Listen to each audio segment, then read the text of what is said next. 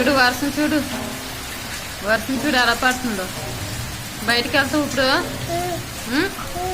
వెళ్తావా? వెళ్ళు, బయటికి వెళ్ళు.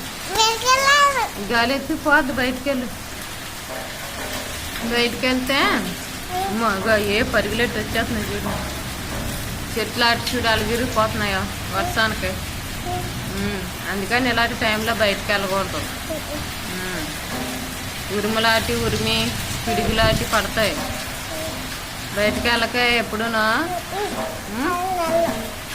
వెళ్తే ఏమవుతుంది? బూట్ వచ్చేస్తుందా?